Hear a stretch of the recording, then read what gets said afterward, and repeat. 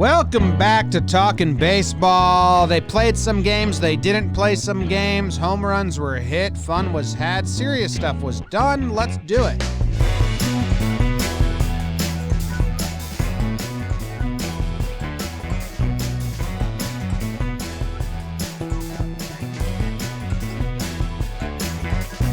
What's going on, everybody? Welcome back to Talkin' Baseball. Thank you very much for click and play, hanging out with us today as we recap the series that were and the games that weren't. My name is Jimmy. Sitting next to me is Jake.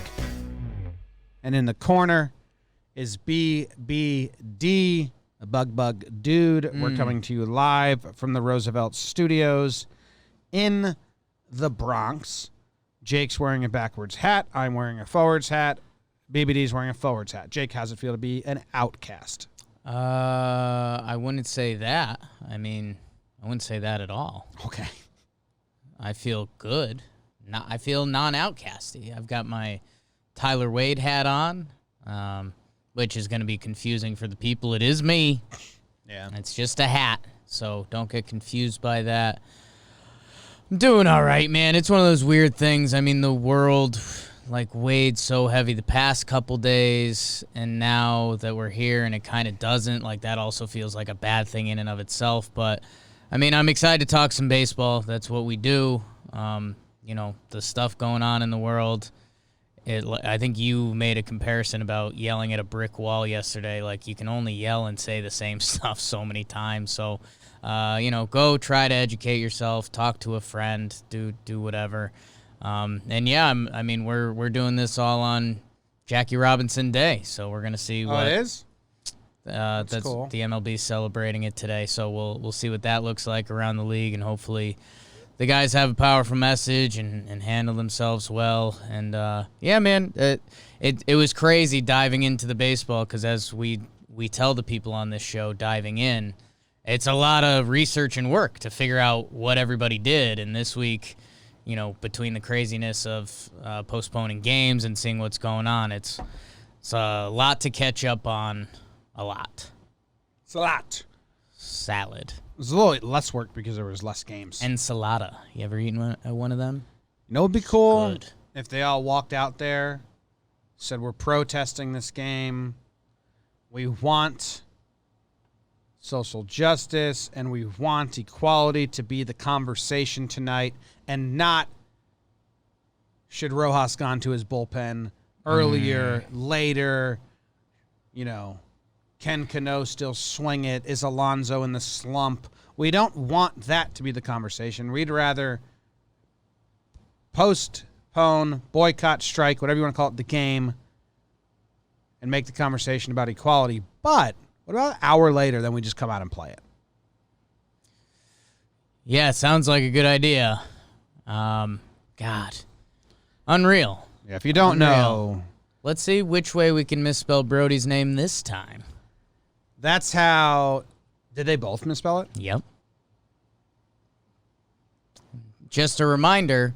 Okay, hold on. There might be people that have no idea. Yeah, okay. No idea what's happening. Okay. The Mets do their press conference with the Zoom session, and I think you can get a live pass for it. So you watch the press conference, and then they forgot to turn the camera off. Brodie was sitting there with just two other guys. Metsy, number one. Part one. Okay. Forgot to turn the live feed off. Brodie says to the two other people in the room, do you know what Rob's trying to do? This doesn't leave the room. He says, "This just the three of us. This can't leave the room." Live cameras. I want to say that's partially Metsy, but I won't even add that. No, you to can't this put one, that on Brodie. You're just having a conversation in a room. It's supposed to be maybe private. walk away from the mics and cameras for the convo. It's half Metsy. Half Metsy. We won't even add that one. Brodie says MLB wants us to take the field, walk off, postpone, and then come back at 8:10 and play the game because Jeff Wilpon says the scheduling is going to be a nightmare. One of the other guys in the room says, "Who wants this?" And he says, "Rob." Yeah. And then one of the other voices in the room says, "They're not dealing with reality," which is true. True. True. And then Brodie says, "This is what we were talking about earlier." To one of the guys, he said, "This is what we were talking about earlier." Rob, at a leadership level, just doesn't get it. Just doesn't get it. So, Yeah. even if Brodie may have had the facts wrong on this state, Right. he admitted that he's had prior conversations about how Rob doesn't get it on a leadership level. Yeah. Okay. So, Just like the rest of so how do they come out? I thought I had the PR move mapped out. Jake. Yeah. Did you see my tweet? You went for it, yeah. I thought they were going to say, Rob Manfred say that was one of the ideas we floated. We floated a lot of ideas. We didn't go with it. We were just like, there's a lot of bad ideas that get floated before we choose the right one. Yeah. I was kind of team that Brodie was leaking this as like guerrilla marketing for himself. I think Brodie was like trying to pick up his own someone stock who left a little live bit. feed on probably got ripped apart by Brodie. Yeah. Who got rid. Anyway, then both Wilpons, Fred and Jeff, Now we start getting Metsy. they both released statements. It could have just been a joint statement. Right. Easily. So put that in the Metsy column. So yeah. They statements. opened themselves up to say dumb things twice. Both misspelling Brodie's name, so I think we're up to 3 Metsies. BBD? You gotta include the leaving the camera on. I know it's not directly their fault, but We did. That was the It's first Metsy. Metsy. That was the first That was one. the first Metsy. Metsy. Yeah. What was The the thing second you one said was just didn't like the count? conversation. That they just taught- like, that they had this the doesn't- That's the one I meant. The fact they opened with it doesn't leave the room and it so left the room. I That's get what the you're one I saying. You meant. know what I thought. I was That's leaving the another room in thing. live time. It instantly left the room. So Jeff was part of the conversation. Brodie was saying that Rob and Jeff were trying to navigate this. And he said Rob doesn't get it. Jeff Wilpon takes the blame. He says, it was my idea Right. to have them come back. And our GM, had it wrong, and that's a mistake. I forget. What was the actual... Taking credit for the terrible idea, though, I'm going to put that under the Metsy column. That was my idea. And, if the commissioner's whole job is to eat shit Yeah. for the owners, Jeff Wilpon being like, no, I'll eat this shit. Don't give me credit. Give me credit where credit's due. You know what, Rob? I'll take the fall for this one. My public statement will say, when Brodie was saying that he doesn't get leadership and that he's dumb and all those things, that was me he was That talking was about. all me, baby. That's me, baby. Right here. 2 thumbs and this guy. I'm the guy that doesn't get leadership. I'm the guy with the bad ideas. Don't give that credit to Rob. Oh, man, the Mets are so stupid.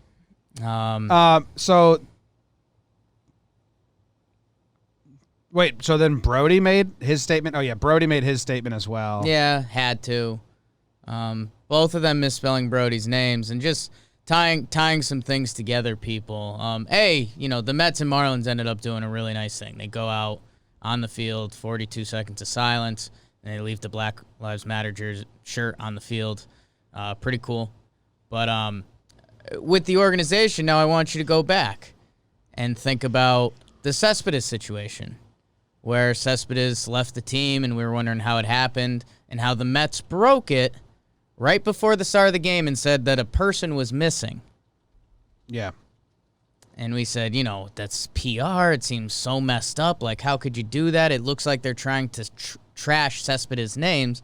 And then look at them come out with 2 press releases where they misspell the GM's name, which I think was an intentional jab by them to try to be like, ha! Because otherwise it's what? Pure ignorance? Nothing they do is intentional. I don't know. No, they would. I don't know. They're just dumb. I think they thought they were going to take a shot at Brodie like they thought they were going to take a shot at Cespedes. And they just stink. They don't deserve us to talk about them. All right. Well, that's that. There were cancellations all around the league, and if you heard me earlier, I support it fully. It's. You may ask, well, they're just doing it because that city did it. Well, yeah, because now the conversation happens with these 2 fan bases. So the more postponements or wildcat strikes, whatever you want to call them, it just forces those fan bases. So if you're a Reds fan and everyone's canceling, but the Reds continue to play, well, you get to say, oh, they're doing that, and maybe it doesn't come to your household, and maybe your little kid doesn't ask, why aren't the Reds playing? But then when the Reds and Reds cancel, now that whole region, that fan base, those kids that watch with their parents, they have to have the conversation of why, and hopefully it's not because baseball players are babies. Yeah. And Sonny. Hopefully it's a real conversation. And it ties ties back to leadership a little bit because it's crazy that these decisions were in the players' hands. The other leagues, NHL tapped out, NBA tapped out. But MLB left it out there, so it's this weird, each team looking at each other before the game. Do you want to do this or not? So I like that they let the players handle it. A little bit, but then you left so many players feeling unrest. Like the Rockies players felt terrible. They all came out with these quotes like, we shouldn't have played. Like, we feel like assholes. Why didn't they say not play then?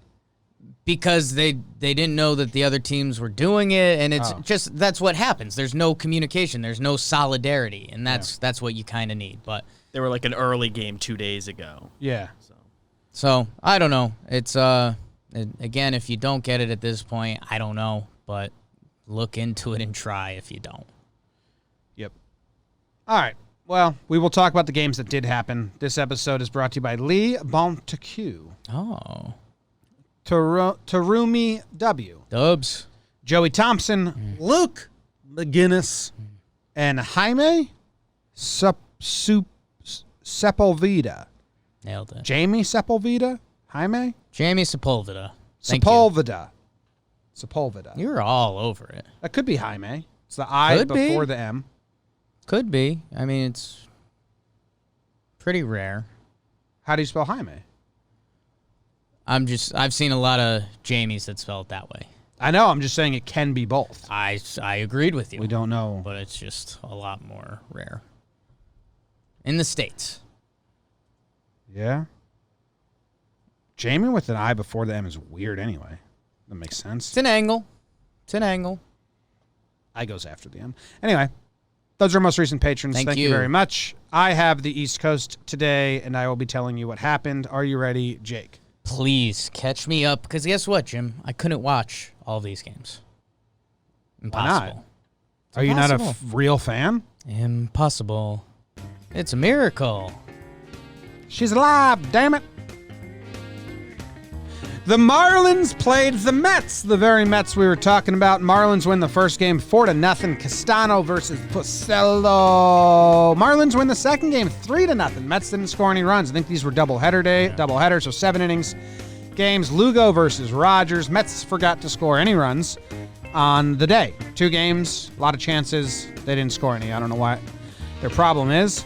But DeGrom comes back, faces Pablo Lopez for game 3. And they put on a nice little display of pitching. DeGrom outduels Pablo. I think this is the second time they've matched up, and Pablo has a good start ruined by a better DeGrom start. The Mets bullpen came in, Betances and Edwin, and they tried their best to blow it. Damn best. They go like single walk here, hit by pitch to bring in the 1 run. They bring Diaz in. He walks the guy to bring in the tying run. But Conforto wins it for the Mets with the go-ahead 9th inning homer. Good job by them. They do the Wildcat strike. They do the 42 seconds of silence. Game 4 did not get played. The Phillies and the Nationals squared off for a 3-game set. Again, the third game did not get played. The Phillies won 8-3 in the first game. Arrieta versus Fetty. Real Muto with a 3-run homer. Arrieta with a nice compete outing. 5 innings pitched, 1 earned run. Plus, the Phillies bullpen goes 4 innings pitched, 1 earned run, which is like miraculous for them. So congrats. The game 2, Phillies win again. This time they only won by 1 run. Great pitching matchup. Nola goes 7 inning pitched, 2 earned runs. Corbin goes 6 innings pitched, 2 earned runs. Will Harris blows the save for Washington, while Workman gets the save for Philly, his first clean outing as a Philadelphia Philly. Good job. Workman is third outing, his first clean. The Red Sox and the Blue Jays squared off. They played 2 games, postponed or boycotted or Wildcat strike the third. Kyle Hart versus Chase Anderson in game 1. Miles and miles of Hart can only go 3 1/3 while giving up 6 earned runs. But the Sox exploded for 6 runs themselves in the 6th inning off of Wilmer Font and A.J. Cole. Sox take game 1, 9-7. Blue Jays make a trade for Taijuan Walker. They're doing the damn thing. They're trying to lock up that 8th seed. They win game 2, 9-1. The Jays bullpen held the Sox to 1 run over 9 innings. The Sox They went with the deadly combo of Brewer, Weber, and Bryce. BR for Brewer. Weber, Brewer, Bryce. Get it? Bryce. You get what's going? Brewer, Weber, Bryce. They each gave up multiple earned runs, combining for 9. Tellez saw that they grabbed Vogelbach, said, I'm the only fat first baseman around here, so he hits 2 home runs himself. Good job, Rowdy. In there. Orioles and Rays squared off. They didn't play the third game, and the Rays won the first 2. Mill won 5.1 innings pitched, 2 earned runs versus Glasnow, who put on another display. He's rocking and rolling. 7 innings pitched, 2 earned runs, 13 Ks. Renfroe and Margot went back-to-back with Jacks in the second, and that kind of was the game. Asher Wojciechowski versus Trevor Richards in Game 2. Michael Perez takes Michael Givens deep in the 8th to win the Battle of the Michaels, end the game for the Rays. Yankees and the Braves squared off for 2 games. It was 2 7-inning games, 1 day of baseball, doubleheader. Making his MLB debut, Ian Anderson, 1 hits the Yankees, has a no-hitter into the 6th. Voit pops him for a home run to ruin the no-hit bid in the shutout. Very impressive debut for the young kid from the Shenandoah area in New York. Shenandoah? It was versus Cole. Also of note, Acuna comes back, pops Cole with a big home run. First at bat coming off the IL. Garrett Cole has one of his worst starts in a long time. Give up 4 home runs and 5 earned runs, something like that. 3 home runs maybe, 5 earned runs. In Game 2, Tanaka pitched really well. Max Fried pitched really well. Really nice pitcher's duel. Yanks are up 1-0. Yanks go to their bullpen, and Freddie Freeman hits a 2-run homer to take the lead for the Braves. They win the game. Yankees lose. They've lost 5 in a row. Braves are doing well. And that, holy smokes, is your East Coast wrap-up. Holy simoleons. That's a lot in the East, baby. A lot of double-deckers. There was a tough day in New York. The Mets got shut out through 14 innings against the Marlins, and then I think it was the next day or the same day, the next day, the Yankees, the Braves held them to 1 run in each game. The Yankees are a shell of themselves. If you guys want to hear us be sad, go listen to Talkin' Yanks episode from a couple days ago. Lineup's a shell of themselves. Judge going back to the IL after 5 innings. That's brutal. DJ LeMahieu hopefully coming back this weekend. Glaber's out. Drink the tears, man. Drink Yankee tears. Good for the Braves. Yanks and Braves end up splitting their 4-game season series. Mets, oh my God, trying to blow that DeGrom start is what it is. Phillies, rooting for them to get going. I think we're both on the Phillies train. We're looking for that second team in the NL East. Could be anyone if you have a nice weekend. And then, yeah, man, Rays are rolling. I think the Glasnow fix was like he moved his foot to the middle of the mound or something. It's one of those like, oh really? Just slid his foot over on the rubber and now he's fucking dynamite again. You think it's really the fix, or it's kind of like in Tin Cup when he's like, put your keys in your other pocket? It very well could be. Because yeah, now he's doing his silly act on the mound again. What else? Jays have been nice of late, and they get Taijuan Walker, which, again, isn't a game-changing piece, but he's an MLB starting pitcher, which is nice to have. We talked about this on the pregame show with Trev. If the Blue Jays, and they are contenders. They got young guys, and they brought in pitchers, and they're trying to win. And making moves, bringing in Vogelbach, who hasn't even played yet and probably maybe won't. Yeah. But I do think it's like maybe a message to tell us, maybe a message, and also the Taijuan Walker. Grabbing him is just a message, and we said this, if the Orioles want to trade guys, if they fall apart, which is very, very, very likely, the AL is locked up. Yeah. The only team that maybe can still make a push for the ace spot is the Tigers, and I don't see that happening either. So I think the 8 playoff teams in the AL are locked up with 4 weeks to go. Yeah, and that's, if you're the Orioles, because we did this, and again, that conversation's been cycling through my head. I mean, you got to think you got to sell because you can't be The Orioles could be a week after the deadline, and you could lose 5-6 games in a week pretty easily, and then you're going to be sitting there saying, like... No, get some... I mean, if anyone wants Cobb, if anyone wants Givens... Yeah. And I really like your big boy theory with the Blue Jays, because Tellez, he got it going, and Vladdy Jr.'s been getting it going. Vladdy's getting hot, which is going to be interesting to see, because we just got tough on him after him try to hustle out that triple, because he looked like an old fat man. Yeah, yeah. And he's 21. Yeah. It's tough. 21.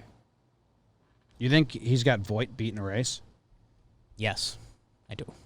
You do? I do. You think Vladdy's faster to... We know they're home to first time. Luke Voit just can't move his legs fast. BBD, do you know... Vlad can. Is there an easy way for you to find Vlad's home to first and Voigt's home to first? Like, does Savant have base running stats? Give me 5. Yeah, at any point, if you can just chime in with that. And either way, the baseball savant numbers on Luke Voit aren't accurate. Why? Because I still got eyes. Like, know how you say, like, the pitching strike zone? Yeah. Like, it can't get everything right. Oh, the bullshit Luke Voigt's one. speed, it doesn't get it right. ESPN's... I don't know if he zigzags or something. But He doesn't go forward at the pace he's supposed to. I do think that hitting a stopwatch here and then like I could get their sprint speeds by pulling up 2 sprints. You know, like those numbers are right. Someone gave me a sprint speed that said Arenado and Voit are similar, and I just can promise you they're not. That's all I need the people But to that's know. not. When ESPN on Sunday Night Baseball puts up that 3D graphic 2 seconds after the pitch is thrown, and they're like, this is where it was. If you think that's actually tracking device and not a human being touching a screen and be like, I think it was right here, and then the pitch comes to the spot that human being touched, like, You're going to get the nerds, man. They use the tennis technology. We've done this so many times. the tennis technology is like they have the cameras all over. ESPN's not installing all these high-tech cameras everywhere they go, every state. It's the most bullshit thing. They use it like it's absolute science. And they make the announcers be like, oh, it looks like it did clip the outside a tiny bit. It's like, that's bullshit. Stop using that as if there's authority. Anyway, what's going on in the NL East? Atlanta is just going to run away with it, and then it's a shit show, man. I hope the Phillies, they're in third. They're 12-14. Miami's 14-12. One of those two teams, I guess, if the Marlins want to get hot and claim the 2 seed in the NL East, I'm fine with it.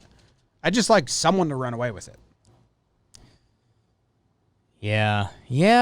I don't know. I think we're like Phillies fans, right? Yeah. Quentin says, I'm pretty sure the tennis cams are spot on. The tennis cams are. They like Right. set up high-tech cameras, and it's everywhere. You think there's someone in a room that clicks a screen where they think the pitch is? Yes. I don't think the ESPN broadcast. They don't do that.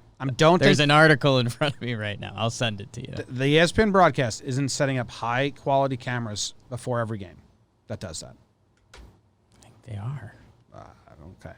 You think that's accurate? Yes, I have an article in front of me right now. I'll sell you a bag of shit tomorrow. Yeah. So, Unreal. trying to think how I want to phrase this. Okay. So Luke Voit is 375th in baseball with a 4.21 seconds, 90-foot sprint speed. Vladdy, what would you guess? So Voigt's sprint speed is 4.21? 4.21. To first? 90 foot. Tonight. Home to first. 4.21. Vladdy is 4.28. 399. Cooks. He's 4.12, which is 318th in baseball. So, like 60 people are between them. So Vlad's got Voit beat. Yeah. That's but they're both unreal. very bad. That's unreal. I mean, I'm just... I know, I believe it, because Voigt's slow, but like, how can Voit look at Vlad and be like, he's faster? I don't like believing my eyes. I normally do not want to trust my eyes, but when Luke Voit runs the bases, and by the way, yes, this is pretty Yankee heavy, but also Luke Voigt's been one of the best hitters in the AL right now. So also remember that. I mean, if you're Voit and you look at Vladdy and you say that dude's faster than me at first, how do you even understand that? He just doesn't have speed. It's just not. I don't know if I've seen a baseball with less God-given speed. They're 10-foot sprint speeds. Voit has them beat. Look at that. What are you talking about? 10-foot sprint His speed? acceleration. They've got every 5 feet labeled. They have every 5 feet labeled?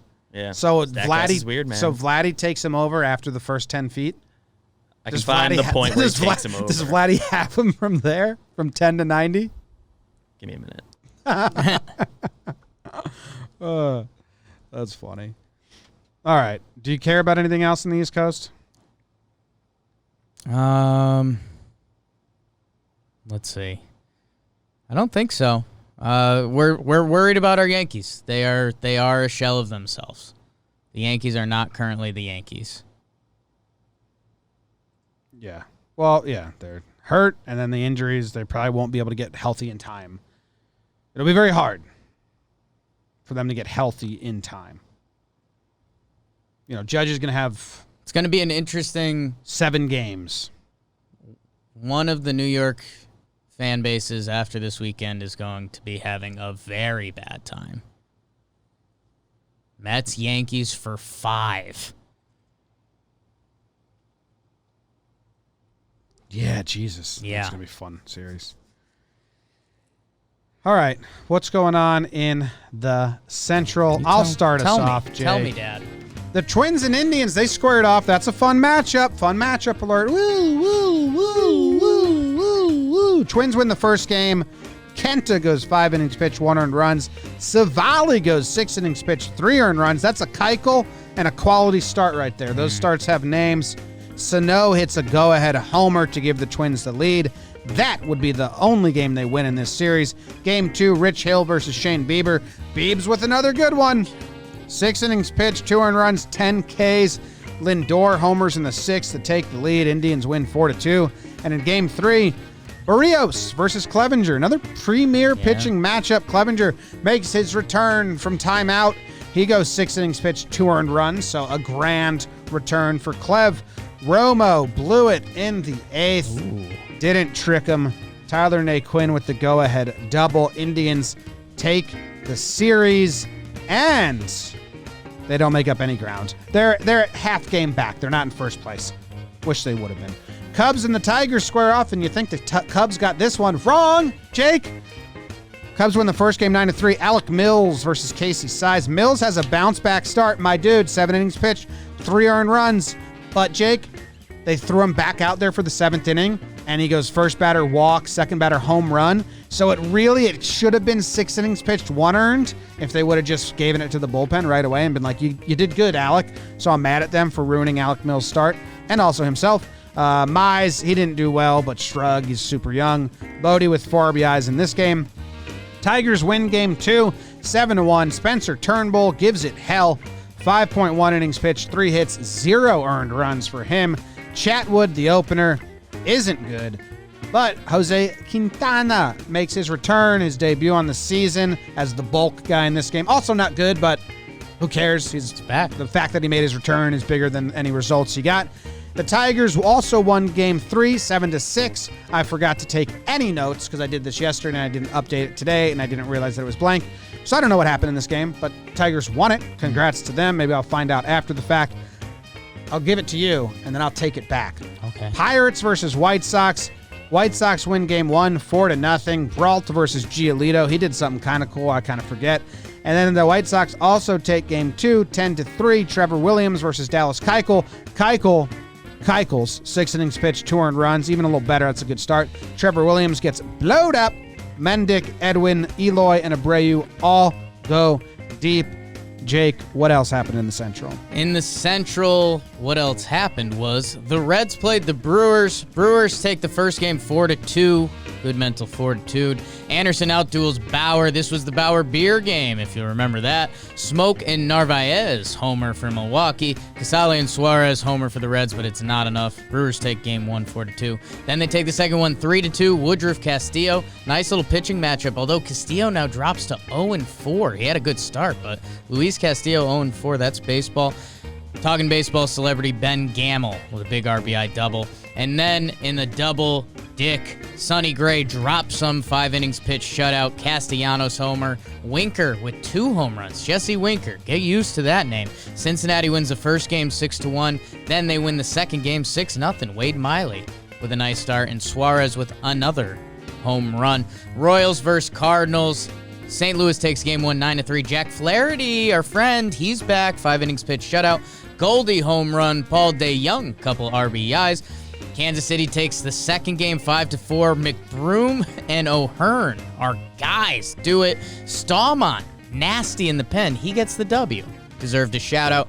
But St. Louis takes the final game 6-5 with a 4-run rally in the ninth, including a Molina hit by pitch to bring in a run, an O'Neill single, and a Colton Wong walk to win the series 2-1.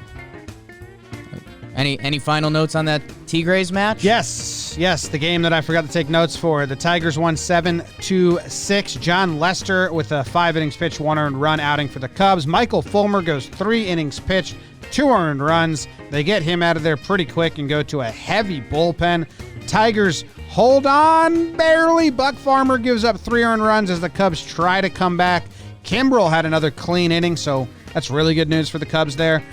Even though the Cubs lose this series, they have some good news notches. Quintana back, Kimbrel stays strong, offense is getting going, so good for the Tigers, not terrible for the Cubs. IMO. That's your Central wrap-up. That's good. Thank you. Not sure if it counts as a Central, but Tim Melville just had a good tweet. Dreams do come true, and it's him in the Taiwan Baseball League, and it's him and a bunch of mascots. Oh, he's over there? Yeah, so we might have to get an update from him at some point. Had some good content during his quarantine time. He's a good content guy. Yeah. He's a good content guy. I love your Cubs spin zone. Don't worry about the series. Quintana's back. Yeah, I mean... Kimbrel, Truitt. It sounds like you're still sleeping on the Tigers, which... Yeah, I mean, the Cubs have much. first in that division locked up. So... I mean, it's 3 games, so that's not like locked, but yeah, I think they do. So if you're Cubs, you're just looking for positive signs, really. Milwaukee and the Reds piss us off. They split the 4. We said sweep or be swept.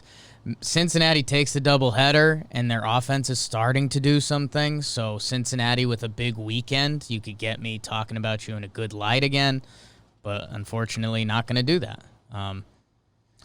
And then the Cardinals, this one is tough because they did play a doubleheader with the Pirates yesterday and they lost, but technically that's their next series, so can't really talk about it. But they had a really nice comeback to win the series against the Royals. And Jack Flaherty with a good start as he's still building himself back up. So that's kind of the NL update. Yeah. Nothing else stands out. Pittsburgh, they won 3 in a row. Cole Tucker, shake that dick. Ooh. The AL Central is really fun. I mean, it will stay fun. White Sox and Tigers have the same exact record right now, 19-12. They're both half a game out of first place. So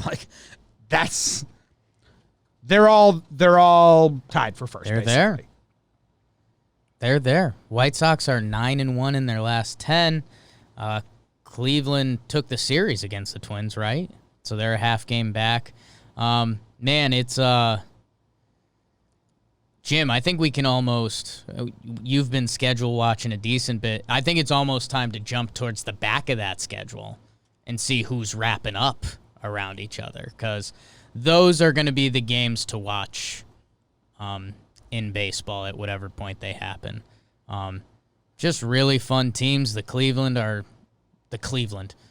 Cleveland's known for their pitching and a couple of their stars. The White Sox have the young, fun lineup in baseball with a couple pitchers, one you might hear about in a minute, and then Minnesota's with, the lineup. White Sox and Cleveland play a 4-game set, second to last series of the season. So that'll be probably a fun one to watch. Like that. That'll determine some playoff seeding. I wonder if who Cleveland plays after that one.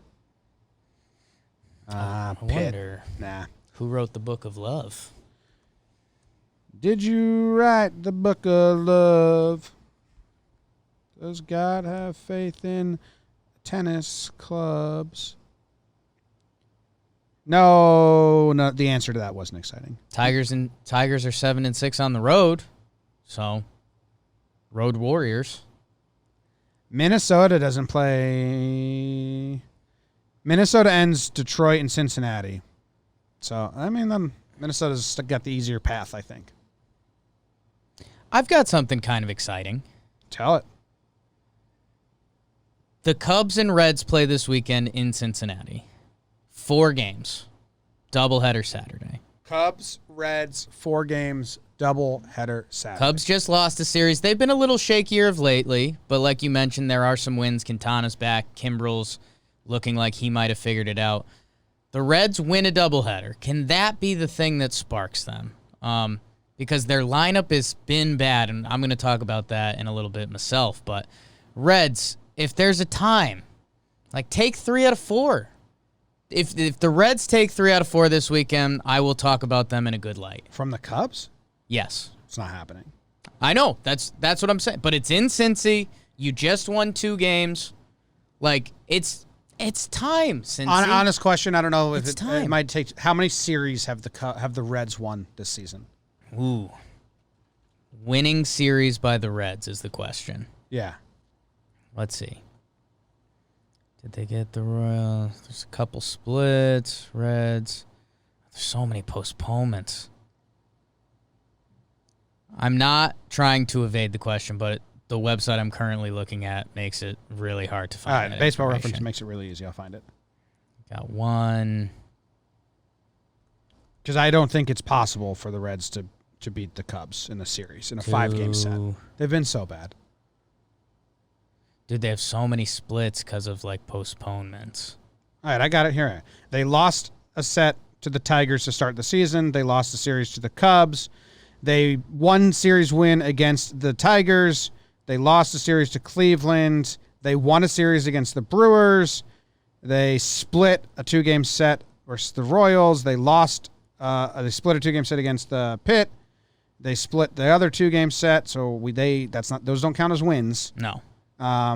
They lost to Cardinals, and then they just split a 4-game set against the Brewers. They have won 2 series all season. Yep.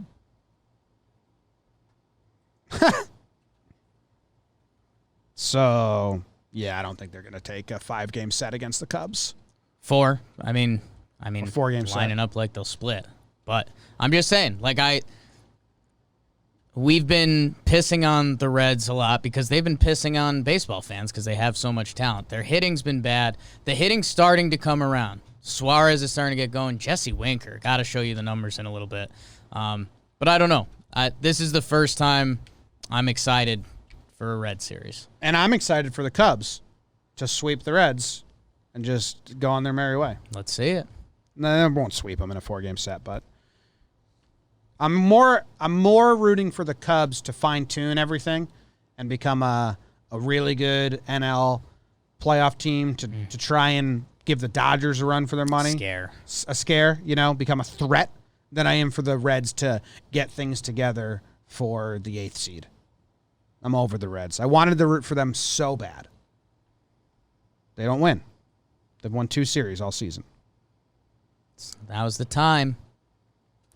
If they sweep the Cubs, they'll win me over. That's tough. Yeah.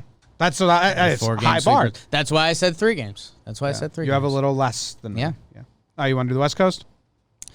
Yes. On your mark, get set. What happened in the West, Jake?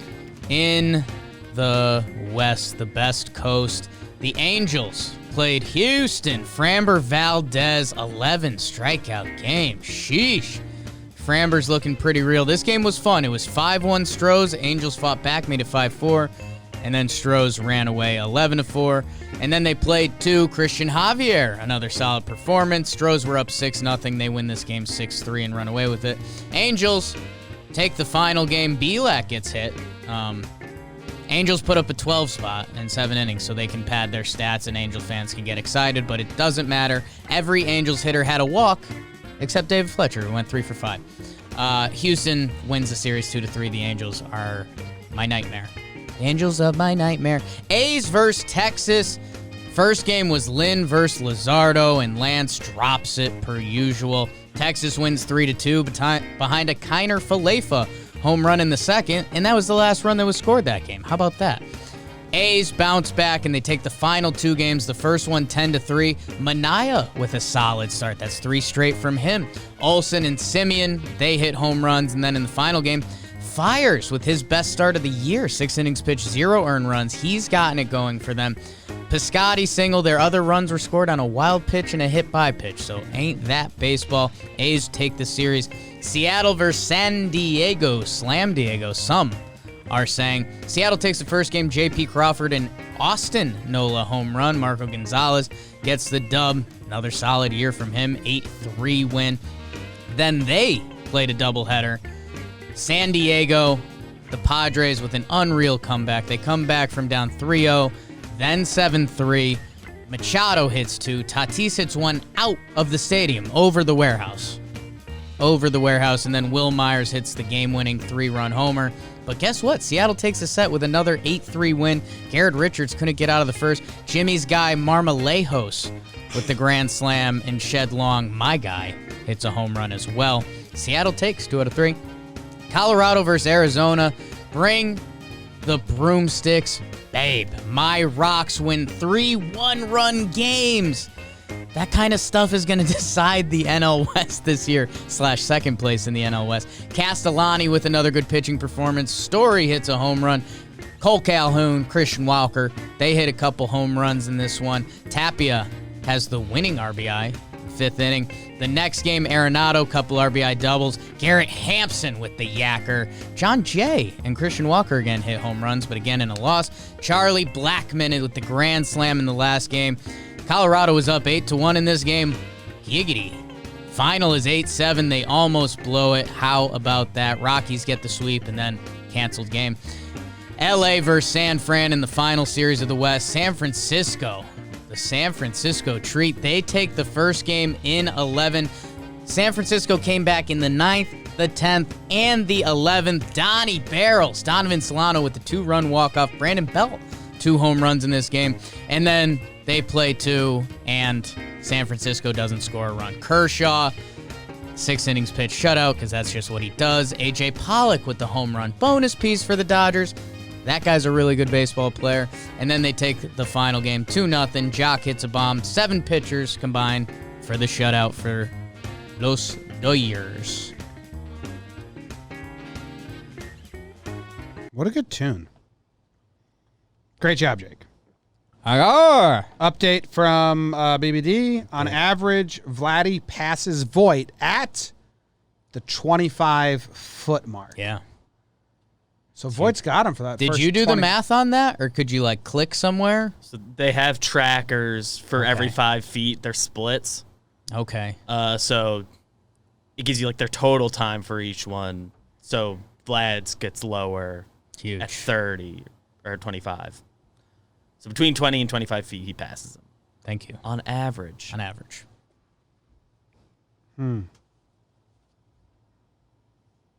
What do you see, Jim? What's jumping out to you, kid? A dumb Urlacher tweet. Yeah, that was a bad one. That just went on my timeline. That was a bad one. That's a bad one. Is it a new one, or is it the same one? I'm assuming it's the same. Same ones from yesterday. Yeah. Gotcha. Not good. Not great, Bob. Yeah, the Padres are real. I mean, the West is fun. It's settled basically on the American League. We told you it's gonna be A's, Astros. Our dear friend Quentin Hubner. I asked him yesterday if the young pitching is sustainable. I think he said yes, Hubes. But Belak has another bad outing. So I'm really interested to see. I'm trying to take any bias about not liking the Astros in their system side. Right. I don't think they're primed to be good in the playoffs, but neither are the Yankees. So I'm not saying that from shots fired either. Yeah, so when you start looking towards the playoffs, which we kind of did with the Yankees, and you start trying to picture how a 7-game series looks, they've got Greinke, who, you can get 3 out of him. So it's going into the pitching, it's who's next. And I think Framber Valdez could be the guy. You know, he pitched in last year's playoffs, and he's starting to have a really nice season. You know, Christian Javier has been good. I mean, a rookie in the playoffs is a rookie in the playoffs until they're not. So I think Framber is the guy that you're probably leaning on and saying, you know, he was there. So who's after him? He can build on it. That's the problem. Then you start getting into the rookies, and it's Christian Javier. It's Belak, who got knocked around. His numbers aren't as great. You know, could see them adding an arm. I mean, Lance McCullers still there. Yeah. So, you know, that Houston is still, they're going to be around. It's tough to believe in that many young arms come playoff time, but we'll see. Yeah. Dodgers stay top in the National League, and the Padres They're gone. Are good. Padres Padres good. lost the series, but they're still going to be the second-place team. Colorado, Rockies coming for 2 them. games back, baby. Coming for them. Huge series from my Rocks. I'll give them a little Yeah, golf they needed clap. that. They needed that. Arizona, sell all your pieces and get out of here. And again, that's where this condensed season is kind of twisted, but the Rockies win 3 one-run games. You know, you're a swing away from the difference maker there. And but good for the Rocks. They bounce back after playing, you know, the Dodgers in Houston. And they come up and they're playing 4 with the Padres. So that's kind of must-watch if you're an NL West sucker like myself. If you're an NL West sucker like myself. Little. The chat brought it up, but some good MacDougal. He got the Bob Yeah, you got Ross your hat. I hat, saw yeah. that. Yeah. It's Bob good Ross. content, though.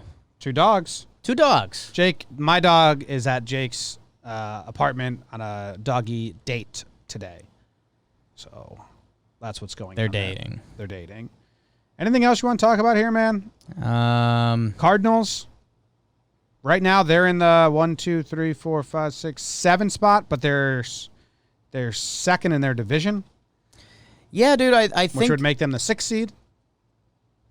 the NL Central's still a mess because the Cardinals are still behind. So, like, again, if one of those NL Central teams can put together a good week, which what we were saying about the Reds, you could say about the Brewers as well. Like, you can't believe it until you see it. But if they do, if one of those teams has a 5-1 week, they're very much back in this season. But it's hard to believe them doing that until it happens. But I think it's the old baseball Susan, you know? Yeah, I think that. Yeah, I'll hold it. I'll hold all my thoughts. Hold all of your thoughts until we get a forum where you can properly get them Yeah, out. this isn't it. Yeah. This isn't it. Like, we need a good baseball discussion forum. Yeah. Should we get into the stuff? Yeah, let's get into the stuff. Let's get into the stuff. Oh, Before we get into the stuff, Ooh, Jake, can you really dance? Can you tell us in your Scottish voice who brings the You wanted Scottish the whole time, huh? who brings the things? The A's got a couple good starts, by the way. Hello, it's me, Jake Sturley. Telling you there are 100 million reasons why you should listen up to DraftKings. The leader in one-day fantasy sports is celebrating the return of sports by giving away up to $100 million in prizes to all their customers, including one lucky winner will take home $1 million cash prize. To claim your share of $100 million in instant giveaways, all you have to do is download the app, sign up using promo code JOMBOY, then enter the DraftKings free football survivor pool. Yes, it really is that easy to claim your share of up to $100 million. Jeez. Instant giveaways, and put yourself in the running for $1 million cash prize. Well, the top prize is reserved for one lucky winner. Everyone who signs up and enters DraftKings free football survivor pool will receive an instant bonus prize of at least up to $5 in value upon entering. While you're in the app, don't forget to check out all the great odds boosts and promotions DraftKings Sportsbook is offering every day. Celebrate this week's basketball and golf action. Download the DraftKings app, Sportsbook app, now and use promo code JOMBOY to claim your share of $100 million in instant giveaways and to put yourself in the running for $1 million cash top prize. That's promo code JOMBOY to get your share of $100 million in cash prizes only at DraftKings. Must be 21 or older. New Jersey only. Other terms and conditions and restrictions apply. See DraftKings.com/sportsbook for details. Gambling problem? Call 1-800-GAMBLER. Thank you. Whew. It's a lot. A lot of people that listen to this show Yeah. Probably don't listen to Laughs from the Past, our history show, Yeah. where Jake opens every episode in an accent. Love showing off my range. Just wish I could control it. So you went, you accidentally slipped into Australian. Australian was an accident, and then from there, you're like, all right, we'll roll happened. through all of them, okay? Thanks, Jake. No problem. Thanks, DraftKings. Who gets to go first for Standout Performances? Because you say, I'm a draft king. So I'll ask you. So you're the Monday first guy, Yeah. and I'm the end of the week first guy, but that flipped because of the Plouffe episode. So do we want to reset that? I don't care. Do you want to Okay. go first? I'll go first because mine's boring. Mine's kind of boring. My standout performance. That's how you reel the people in. Well, you didn't choose this guy, so my hands were tied. Because My heart's not free. You don't have a guy throw a no-hitter and not make him a standout performance. So Lucas Giolito. Lucas Giolito, he's lovely. Yes. He is my standout performance. No hits, the Pirates. Yes, big time. One walk in the fourth inning. Other than that, it was great. I did a breakdown, so it was kind of cool to see that he didn't rely on his slider. Only 2 innings was his slider the most thrown pitch. The 6th inning, and what I found, and it was really one at bat. J.R. Murphy just went all sliders. In the 9th inning, Jake, he went slider heavy, which I think is interesting in the 2 ways. Either third time through the lineup, so you're throwing different stuff. I like your theory. But that's not the case because there was other guys. It was really Osuna pinch hit for Murphy, and Murphy was getting all sliders. Right. So now Osuna gets all sliders. Right. Those are the rules. Or saving the slider for the back end of the lineup. Maybe the slider resets his forearm or something, so he's got to throw it every. I just thought it was cool. pitches. His changeup was the pitch. The changeup was the pitch. It was the fastball was crispy, and the changeup was working off that. And then he went slider heavy in the 9th. I thought it was really cool. First no hitter with no fans. Yeah. Unless you want to make that rinse and repeat joke about the Marlins pitcher who did it. James McCann, part of the story is pretty cool. He was yoked out about it, and Really they're excited. buddies, and he he came out with the quote that was like, "It was always my dream to catch one." Yeah. Normally you expect it from the pitcher, you just forget that that's part of a catcher's dream world. They're in it too. And And when we interviewed Dale Scott, they want to call one. Right. You want to be a part of something That's cool. like when James McCann turns around and says to C.B. Buckner, good game, or there you go. Yeah. They're all part of this story, which is cool. Cool for Giolito, and I think the other, important baseball meat of this is that Giolito had his breakout year last year, and he was good so far this year, and this kind of bona fides him as, he was their one anyways. If they were going to do anything this year, they needed him to be their one. But, he's kind of a bona fide one now. And him and Keuchel, they're going to be a tough out come the playoffs.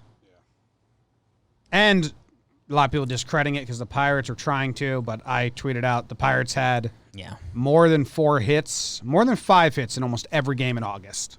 So their batting averages are low, and they were on a tear. Yeah. The 3 games before. So congrats to Lucas They Giolito. won the 3 games before. That's awesome for him. We'll see how he does that walk. I wonder how he feels about that walk. It was really weird, the walk. 4 pitch. Yeah, he spiked the first one, and then he threw a changeup that, it was a ball, but I think, he thought, that was a good pitch. I think it was, try to get the swing. What'd you think, because I mentioned to you, you said you had missed it, that first pitch of the 9th, the high changeup. It was a good jitters pitch. Yeah. It was a good, you're feeling it a little bit. But he came back. Which we like. He did. He looked good. Congrats, Lucas. Future friend of the pod / already friends with Plouffe. Who's your standout? My standout, man, I put 2 names in here, back and forth. And I landed on the old dog because he deserves the love, and I think the other guy's going to get some more love. When I normally look for the Fuegos and standout performances for pitchers, I like sorting by strikeouts because that shows how dominant it is. And, hey, Giolito, 13 Ks. DeGrom, you're going to have to wait till Fuego to hear about because I'm giving it to Clayton Kershaw.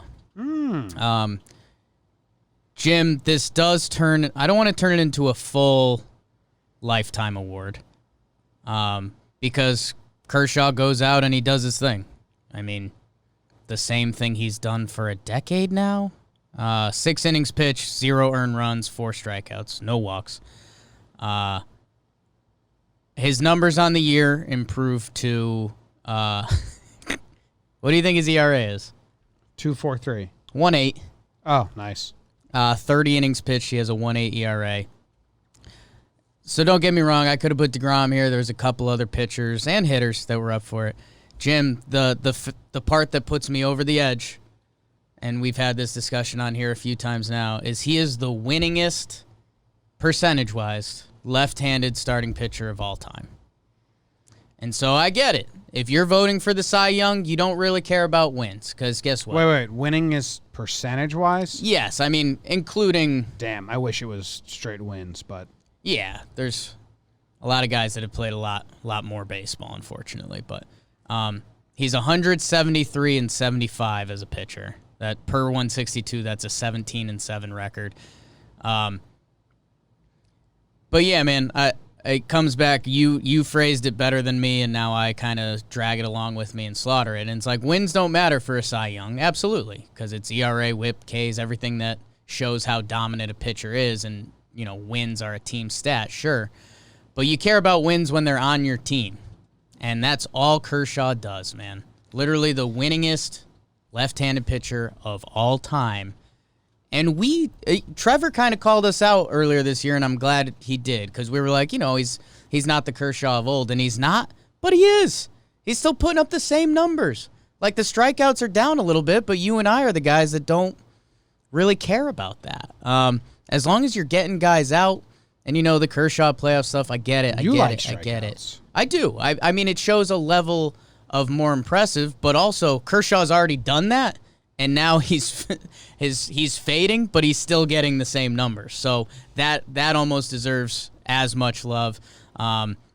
So yeah, Clayton, he gets a little bit of the lifetime kick, but he deserves it, man. And he's you talk Dodgers, you mention everybody in the lineup, you mention Walker Buehler, you almost dance nervously about Kershaw, and it's like, screw that, man. He's crazy good. Yeah, when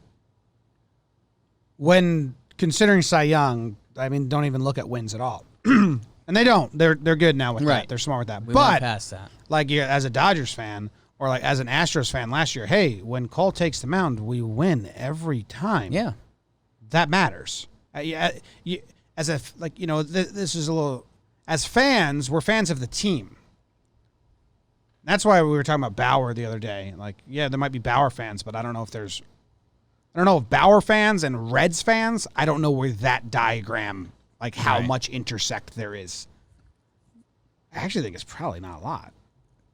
If you take all of Bauer's fans and see how many are Reds fans, probably like not a lot. I mean, he's only been there for a little bit. So I'm saying that's part of the equation. Yeah. But I mean, I think the name to mention here, and sorry for bringing it back to Yankees people, but it's like Andy Pettitte. Andy Pettitte's got a lot of years with high wins and not the lowest ERA, and people attack him for that. And as time has shown, the numbers aren't as dominant as a 19-9 season. But guess what? When you have it on your team, those wins feel great, and that's the goal of every day. Yeah, you're fans of teams, not individuals. And at least I am. You know what I mean? So you want to win. Good standout performance. Clayton Kershaw still doing the damn thing. 1.8. Yeah, he did start to fade. Like, I mean, he had compared to him, he had 2.7 ERA, and then he had a 3, which is amazing comparative to the league. But when you compare it to Kershaw of old, that is higher. But now he seems back to normal. I think we were fine to say that. Bouncing back. Next. Dirt nasties on Fuego. That means I'm on fire, baby. Like Waco. Jake, who'd you throw on in Fuego? Jim, let me I'll do the pitchers first. Normally do the hitters first, but I mentioned the DeGrom guy. Jacob DeGrom could have easily been the standout of the week. 7 innings pitched, 14 Ks, Jim. And we had a caller this week. Around 2 an inning. That's approximately 2 an inning. We had a voicemail call this week that was talking about DeGrom being boring, and we're like, yeah, I kind of get it. You know, he does the same thing every time. It would be more impactful if they were in a playoff race or if they were a playoff team. You know, maybe the Mets show some fight. Doubt it. And their bullpen did their best to blow the game. But DeGrom's crazy. He could be on his way to his 3rd straight Cy Young. And that's unbelievable. I mean, there's a couple names still up there in the NL, but I wouldn't bet against DeGrom. I'd say that much. So DeGrom stays. And then, dude, it was a bunch of the big names, so I'll wrap up with them rapid fire.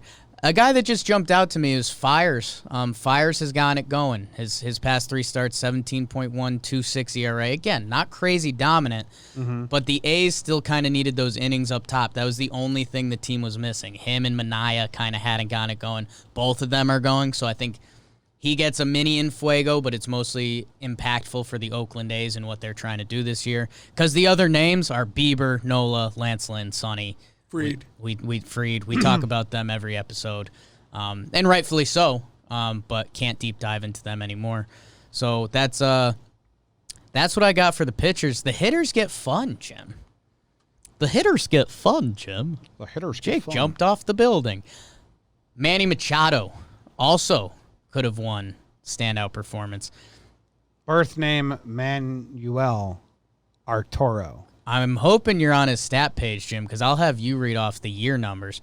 But he went 8 for 13 with 3 homers, and my comment was crazy year. So I don't know if you want to say the stats, but he's up in Tatis land, man. 294 batting average, 382 on base percentage, 635 slugging, 1 dot OPS. Yeah, pretty good. I mean, 1 dot from Machado, excuse me. What they're doing on the left side of the infield is crazy. I put Javi Baez on here. He had a 2-homer game, 5 for 13, small series. But he was having a down season. So if he can get going for the Cubs, that can be very, very impactful. Special player. And then, dude, Jimmy, I'll send you to another stats page. Go check out Jesse Winker on Cincinnati. He's the best hitter on Cincinnati by far. Castellanos, I think, has a 9.38 OPS, which is good. Everyone else on the Reds stinks. But, dude, Jesse Winker's got a almost a 1.1 OPS, if I'm remembering correctly. He had 2 homers, or 3 homers? 2 homers, 6 for 14. And he just needs to be known. Like all the big names on Cincinnati, you know Moose, you know some of these other guys. Winker is going nuts. Yeah, don't care. Got to win. Okay. Sorry, Jess. I'm off the Reds. 1.13 OPS. 1.13? This is what I'll say. Everyone go look at his baseball reference page and take it in, but we will not be discussing the Reds until they start winning. Sorry. Sorry about you. And then I took... Because that just makes me more mad. Well, he's the only one doing it. That's the problem. Dude, look at their hitters' OPS. It's him, Castellanos, and then everyone else is below league average. Like some good names. This was supposed to be a stacked Reds lineup. They haven't hit. Mad Dog! The other guys I had on here, Juan Soto, he hit like 445 this series with a 1.4. Go check out his stats. He's been arguably the best hitter in the NL, and it's just been under the radar because COVID and the Nats stink. And then Trevor Story, my guy, last name buddies, Trevor Plouffe's first name buddy. 4 for 9, small sample, blah, blah. He hits a home run. He led baseball with stolen bases. He had 3 swipes. Didn't know Trevor Story kind of had that in him, so wanted to add him to the list. So that's who I got for El Fuego. There's a lot of guys that hit the rock pretty well. So sorry if your dude didn't make it. There's a lot of guys that had similar stat lines. Got Trev texting me about homer I draft. see it. I'll go get him. No. We went 0 for 6, so Right. let's all get four guys today. Ooh. Let's have them all carry over. Interesting. We definitely should not be burning them. I'm fine with it. Have some fun. All right, next up we got the race to 20. Oh, where's my sheet, man? So many people sent me Google Sheets. Dude, someone sent me a sheet too. Sent me a Google Sheet that said, here's how you can keep track of everyone that's on pace. Damn, we should have prepped that for the show. See, I think I've got it. Okay, I've got it, kind of. Is it up to date from today? I think so. Tatis has 12 homers. Is that correct? I believe so. Well, Roosevelt's has teamed up with us. Roosevelt's and JOMBOY Media. Race to 20. Roosevelt's.com/JOMBOY gets you 20% off. Race to 20. Jake looks like he's 20 years old. You guys get it? Tati says 13. Tati says 13. So my sheet's not up to date. Let me see if I can change it. I see no changes. Well, I see our racist faces. Listen to the lyrics, people. Sorry. Okay, I'm in the sheet now. Let's see if I can change the numbers. Let's put 13 in there. Okay. But then you don't have the games played. Tatis is on pace for 25 homers. That's awesome. Good for him. That's pretty good. So he's still the leader? I've currently, in this graph, I've got 1, 2, 3, 4, 5, 6, 7, 8. I've got 9 guys on pace. I took Judge off. But you probably had to change Tatis' games played, too. By 1. Oh, yeah. Okay. I mean, still good. Jose Abreu, I've still got with 11. 12. 12. Okay. Betts has 11. Nelson Cruz has 11. Teoscar has 11.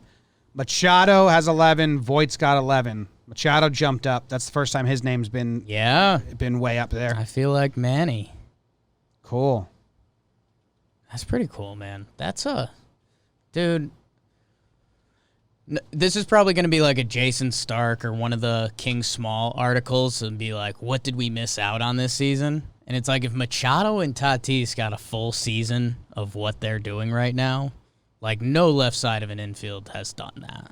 Like I know Jeter and A-Rod were paired up. I guess you start bringing defense and crap into it, but I mean, they're both one dot in it right now, right? Yeah. It's been crazy. Who else do you like on the home run board, Jim? Who's looking at you? You know what I'm saying? I like that Machado climbed up there. Grichuk is also got 8 now. Oh, that fuck. Trout drops. That's upsetting. There was a big name that dropped. That's what it was. Trout dropped. Trout's going to drop out of the season. Why? Why wouldn't he? They stink. You think he'll just that we have we had? When's the last opt out? Do you think we'll still have like? It's been a while, and by the way, this got tweeted out during our show. Jeff Passan said no positive tests this week. That's good. That's pretty crazy. Good job, baseball. They're starting to take it serious, huh? Yeah. That's great. Who's going to be the first to 20? Tatis. Yeah. He doesn't stop. He just hit the best home run he's hit. Yeah. So it went over the damn wall. They said it was the second player ever to do that. I might go Mookie. You think he's going to beat him? I think Mookie might just do it. But Mookie has, I don't know if this helps or hurts. He has a 3-homer day, right? So it's like, does that help your case or hurt your case? Because he's not spreading them out day in, day out. I think it helps only because he's tied for the most 3-homer days in MLB history. So, like, he could have another one in the bag. And if he has another one, then he's almost home. Yeah, that's true. Okay, I like that case. Because Cruz was like that for a while, too, where he had, like, a lot of his came in one day. Cruz is a sicko, man. It feels like he hasn't had a good season, but he's had an incredible season. What's 19 plus 14? 23? Nobody knows that. 19 plus 14, 33. Tatis has played every game. Good, he's 21. So is Machado. He's 28. He's supposed to. Like, we've been living in this weird Yankee world where guys can't stay healthy and play games. Like other teams have guys play every game and stay healthy. Yankees don't have either. We sit them every other game and they're hurt. What's going on out there? What the hell? Stupid. Someone one of the talking heads had a pretty interesting point that like it's made it tougher to keep up with baseball. Because the lineups and the 1, 2, 3, 4, 5 aren't the same. When you start talking about teams from the 90s, like, you know, the Orioles threw the same lineup out there every day. Surhoff, Mike Bordick. They're talking about old Braves teams, Terry Pendleton. You know, teams don't do that anymore. No, I do think that is the case. Like, you know, like it was like who's their 3-hole hitter? Right. And then like you had it. You just knew the same team for like a 3-4 year span. Mm-hmm. Like it was kind of going to be the same guys. And that's okay. Yeah, it's fine, but I do think, you know, Baseball has made itself a little harder for the casual fan to enjoy. That's why we're here. We're here to help you out. And the other guy that I'm just straight up rooting for always is Eloy Jimenez. Yeah? Similar guys. We're unbuttoned the top button guys, big glasses, power hitters. They just Didn't he get hurt in the celebration or something? Yeah, he rolled his ankle, but I think he's fine. But because he's young and he's not on the Yankees. The interesting thing is they just traded for Gerard Dyson because Eloy sucks at the outfield. That's fine. You're fine with that? Yeah, Eloy had that cool quote though, where he was like, they were like, so Eloy, you ready to DH a lot this year? And he's like, fuck that, I play the outfield. Yeah, I know, but you wish sub him out late, hit 2 homers early, and then get subbed out. Yeah, I think Dyson's going to be a pinch runner, defensive replacement. I think that's Eloy's dream. The White Sox outfield, if it's Engel, Dyson, Robert, what do you think? Nothing's going to drop. That's a really good outfield. What do you think Edwin's been whispering to Eloy? Nothing. Get pinch run for. Edwin, it's the best. It's the best. It's the absolute best. You don't want to be out there in the 8th. I know you don't want to be a DH now, but just sprinkle the pinch runs in, and then DH later in your career. It's the best. It's the best. Yeah. Did you see the Rays? The Rays traded for Brett Phillips, the guy with the big former top prospect. And I guess he's got like the best defensive rating ever too in the outfield. So it's him, Kiermaier, and Margot if they want to do that now. People are saying that they're going to do a 2-man outfield at some point, which I'm excited for. That is very exciting. I want them to start doing soccer layouts. Like I want them to do like a 2-1-2-2-1-1.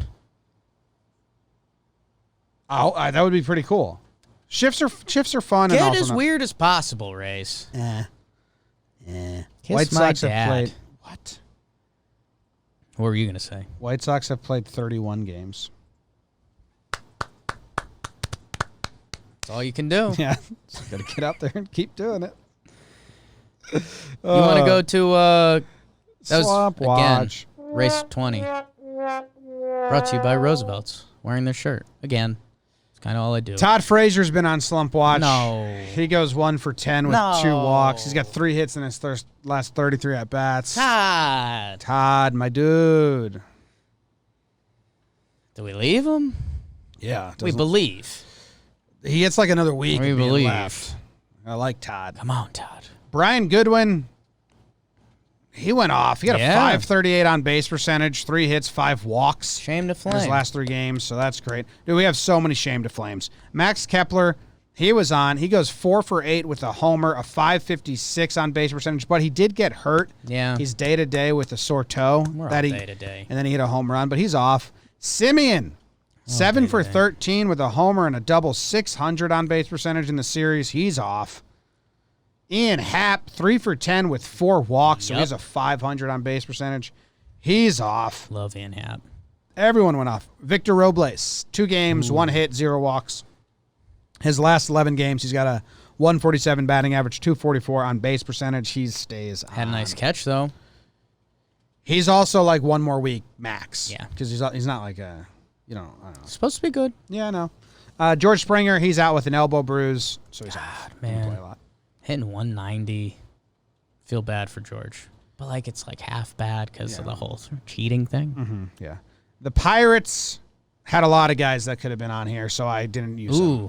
Like, I was looking at who had 1 hit for the 3-game set, who had 0 hits. And sometimes people are like, how did you not include this guy on Slump Watch? Yeah. We look at the last 4 games, since this is a Friday show, Monday, Tuesday, Wednesday, Thursday, and then I just find people with 1 hit or 0 hits that played every game. That's the strategy. And then after that, I look at what they've been doing the last 2 weeks and extrapolate. Ishkaba. Sometimes we miss people. Brandon Lau, like now, your AL MVP, dude. He's been quietly pretty bad for the last 2 weeks. Not OPS, because he's still getting a home run like every 3 games. But he's 2 for his last 16. The batting average in the last 2 weeks is like 1-something. And he's a batting average guy. His batting average on the season is like 295. Yeah. And it was really high at one point. So, little watch party. We're watching. Ramon Laureano has been Brutal, and he's another friend of mine. Yeah. Dear friend. He had an 0 for series. He did have 3 walks, but in his last 18 games, his slash line is 145, 329, 226. Damn Houston coach. That jerk. Ketel Marte, 2 for 16 in his last 4 games. Not good. Good. Needed you. 3 1-run losses. Yeah. Could have just 1 run. Shogo for the Reds. He had an 0 for series, 0 for 10. I'm not sure it's Slump Watch. He really hasn't proven himself yet. Yeah. He had a stretch where he had like 1 hit each This game. weekend for, versus the Cubs, weeks. baby. And then Pete Alonso. He goes 0 for. Wow. 3 walks. 1 of them was intentional. Or 3 walks, 1 intentional walk. But he's played 28 games this season, Pete Alonso, Jake. He's got 14 without a hit and 14 with a hit. Because I was looking at his hit totals, and he's got like 1 game where he has 4 hits and a couple games where he's dumped them in clumps. Dumped him in clumps. Yeah. Huh? He's got 5 what you're telling multi-hit me. games. I'm excited to watch him this weekend, man. Last time I saw him, his infielders were testing him to the umpteenth degree. I texted our head of a stat department, Yes. Katie Sharp. So I wanted to see if we have any more starting players that have more than 14 0-for games than Pete. I did a quick look at people I know that play every day that have been struggling, and the most I found was 10. But there's got to be others out there. But I wonder what it is. Like, just didn't do anything with the bat today. Gary. Yeah, Gary's probably way up there. I didn't check him. I checked some other.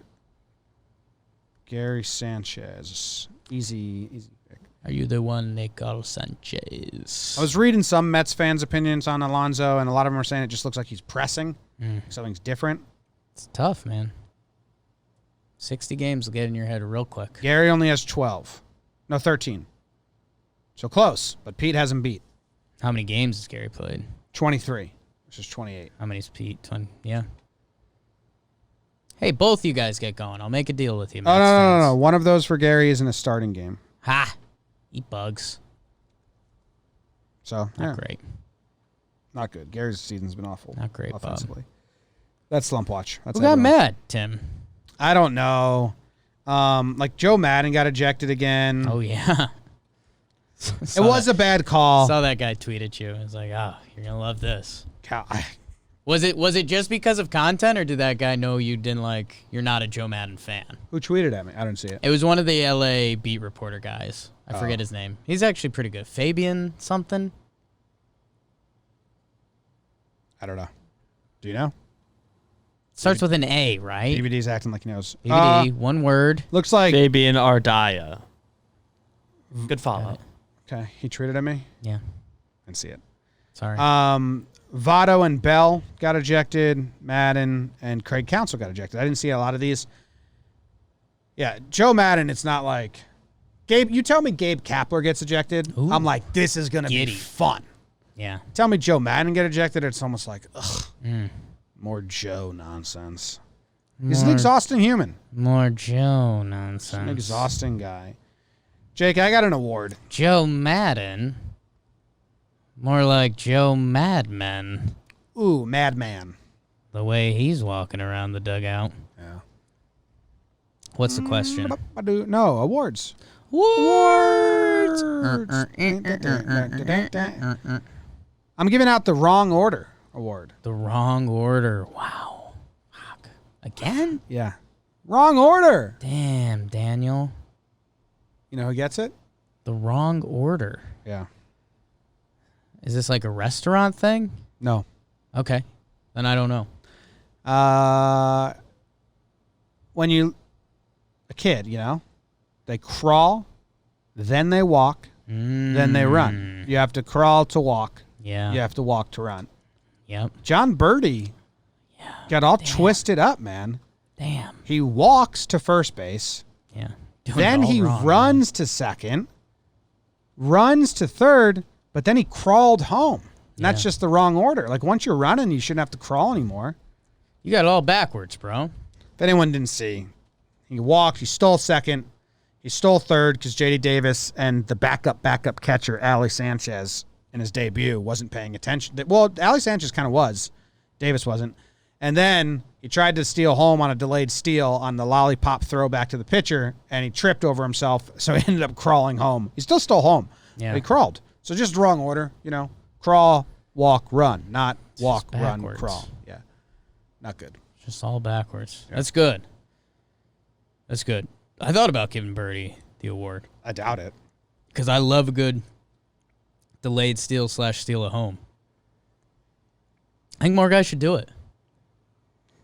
I don't think a lot of catchers give you that opportunity. Yeah, if you've got a catcher there that's doing the dance, or you've got a third baseman that's shifting and not keeping too much of an eye on you, take a chance. Hard play for the pitcher and catcher to make. Good job, John Brodie. John Brodie. I'm giving out the Young Money Award. Young Money. A milli. Yeah, who gets that? A milli. Well, Lil Wayne redropped on all streaming platforms the No Ceilings CD today. Why? Because it's really good. There's a Kobe Bryant song in there, so that's part of it. Just a re-release? It's just a historic Hey, CD. remember this? I don't think it was on the streaming platforms. So that would make a lot more sense. yes. So that's the other part of it. I'm giving it to Ronald Acuna Jr. Jim. Because I guess what the award should really be is Young Manny. Because, dude, the way he hits with easy power and just malicious intent when he hits the ball, it reminds me of Manny Ramirez, except with elite speed. The guy is a freak of nature. He came back for the Braves.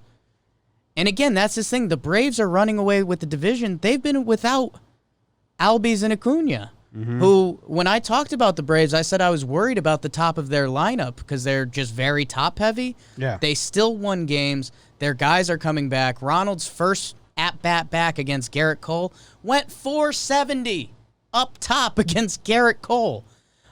He's a monster. He's a bomb. Cole tried to challenge him with the fastball, and he was like, oh, okay, mistake. Cool. I'll just hit it. I fell in love with him last year, which brought me into Braves Nation, and now we're one with them. And Ronald's back. Don't be shocked if he goes nut job because he's a special player. And by the way, the fun conversation about a week and a half ago was the Cubs. Cubs are the second best team in the NL. I think the Braves are going to take that title back pretty soon. Think so? I do. NL East is still a mess. Without What's their Acuna and Albies. What's their pitching now? I mean, it's only been the Max Fried show, and they're hoping for some guys to get back. But Ian Anderson, the bullpen's that's been not solid. Sustainable. I mean, it's all young guys that are prospects. So hey, Ian Anderson, if you think you're ready for the show, which he was against the Yankees, you're gonna have an opportunity. And again, dude, it's just the teams they're gonna be playing every day. Nats haven't done anything. The Mets are as Metsy as it getsy. The Florida Fish. I don't know. I think the Braves are going to start running hard. Young Manny. It'd be cool if the Braves did. A milli. According to my calculations, I swag. the Braves will win That's what you've got right now. the NL East. Can I check my numbers on that? Yeah, check your numbers. I love you to check your Is numbers. Hamels coming back? I don't know. They should get a pitcher. They should trade for a pitcher. Trade season. Any trades happen while we were recording this? I don't think so. You want to do elevator watch, or should we postpone it? We could do elevator quick. Quick elevator watch. Quickly get I'm in not the even going to elevator. research anything for this elevator watch because I have to pee so bad, and Okay. we're running behind. So much Okay. baseball. Yeah, for real. The St. Louis Cardinals. Ooh, okay. If you're in an elevator with the St. Ooh. Louis Cardinals fan, you can be like, well, do you think we're up to second place? One more win away from being over 500. Yeah. That's exciting. Yesterday was a tough one. They lost 2 to the Pirates. Pirates had to redeem themselves. They had to, but that brings them down to 500. So, I mean, you're just playing a dangerous game. You're the Cardinals. You're going to be playing a lot of baseball. Just got to be careful of that 500 line. If you dip below, that's when things start getting scary.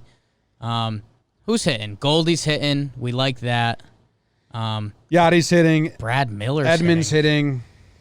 Brad Miller, that's pretty wild. I think it was like one really big series, but looks like he's a part of that team and lineup right now. They have 6 bats that are over 270 in the last week. Like last week, they had some good hits. Goldie got 10 walks in the last 7 games. He's got double anyone else on the team. That's fun. Harrison Bader's doing it. Cardinals fans, I guess tell me how real that looks, because I know you've been excited about him, and obviously defensively pretty special, but he's showing some good pop, so that's good, and he's getting on base. 19 games, still such a small sample.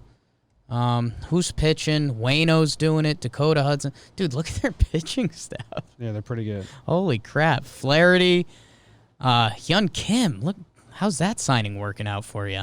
108 ERA. Did we ever 16 talk innings. about him coming over or him at all? I mean, a little bit. They listed him as their 5th starter all offseason, and we just said the same thing. Like, don't know. Yeah. Hope he's good. But, again, this, like, we did a bunch on as Metsy as it getsy because they're a terribly run organization. This is a good run organization. So I see Kwang Hung Kim pitching well, and I'm not surprised at all. His last 2 starts. So he made his appearance. His first start was just a 1-inning relief appearance, which is kind of odd. And then he's been getting starts. His first start, 3.2 innings pitched, 1 earned run, 57 pitches. His last 2, 6 innings pitched, 0 earned runs. So that's fun. It's pretty good. And then you got Wayno, Hudson, Flaherty. How about Wayno? How about that's what I'm saying as I get off the elevator. Go check out Wayno's baseball reference. He's a sick puppy. Andrew Miller went to the IL. 2005 till now. 2005.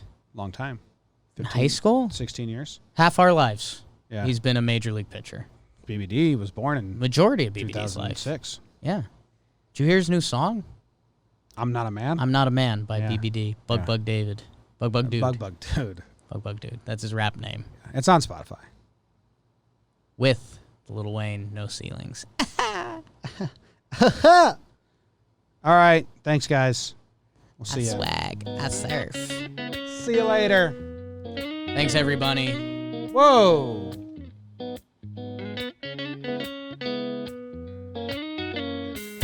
Jake sucks.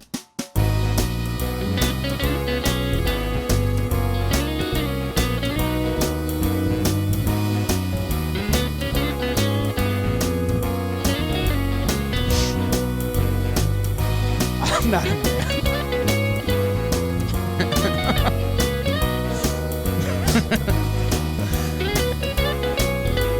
Tough song. What's the song about?